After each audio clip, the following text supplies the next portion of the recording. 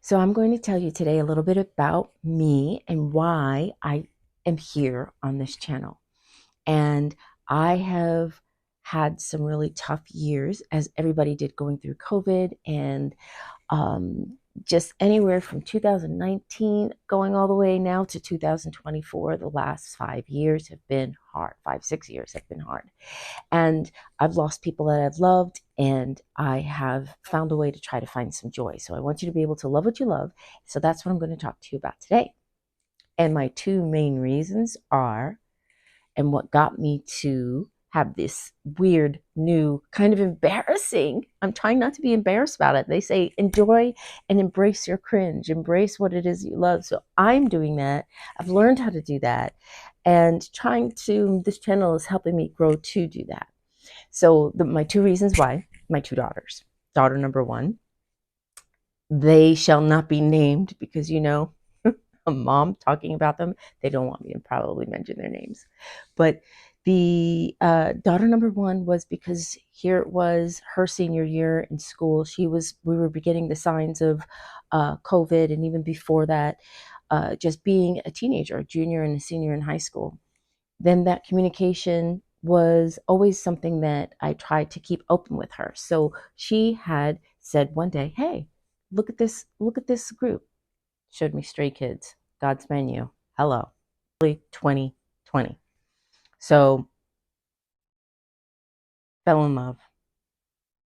And I don't even think it was the first time I saw it. I think it was the second time I saw God's Menu, and it just hooked, it clicked, and there it was. The second thing that she introduced me to was some K-dramas. First watched Thorn Type. Hello. Fell in love. Then I watched Until You Meet Again, and bawling, loved, emotion. Granted, a lot of emotional things were happening in the world at that time, and for me personally, so I needed a release and an outlet, and I've always been a romantic junkie. So being a romantic junkie, um, I gravitate to that stuff, and it was became a talking point for her and I for many years, and even now that we have gone a little bit more separate ways, where it's still something that's a common bond between us until you get through those patches, as you do from baby to the middle years to teenage years to college years to hopefully what we'll see what it'll be like when she's an adult.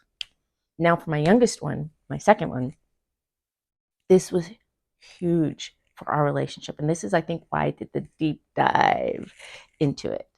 And I could tell you that she and I were opposites, and we did this. We never had anything to talk about. We never had the same interests. She was having a really difficult time as a preteen then, into her teenage years now, of finding who she is and what she's doing, and the communication was just horrible. So as a mom, my number one goal in life is to try to find ways to make my children happy, make sure they're fed, and not just fed and clothed, but happy in life, and want to show them the way to be happy. And each one of us is a little bit different. So, what I did for the first one wasn't working for the second one. And any parent can tell you that that's going to be the truth for all of your children. But this particular daughter of mine and I gravitated towards not just some K-pop, but it really started with some K-dramas and BLs, where they were going through certain issues in the show, and we talked about it and we bonded. It gave us a common talking ground, and it gave us an outlet from the stresses of our everyday life, the outlet that she was having at school that I at that time wasn't even all aware of. And then COVID years for 20 and 21, when she was at home with me 24/7, and I worked from home. So working from home and having her here, and you're not really communicating to begin with, I was always looking for a way to build our bond, for her to make sure she knows that I'm a safe place for her to speak to or speak from, and let off any steam, and that I'd always be here for her, for both of my girls. So that is the case, and that's how it started, my tumble rumble love of K-pop and K-dramas. And when I talk about K-dramas, I also mean the Chinese, Japanese, Thai, Taiwanese, and some Filipino thrown in there. There was a good year that I was addicted to some Filipino ones. So um, I don't think I'm missing any, but those are the main ones that I watch on a regular basis, and I still do in the hundreds. Thank you very much. And that's another that's another video that I'll talk to you about. But I just want to let you know that why I'm here, why I started this channel, and why you're maybe like, okay, this little bit of an older lady is sitting here loving all these this new K-pop group who they've been out for I think 8 years.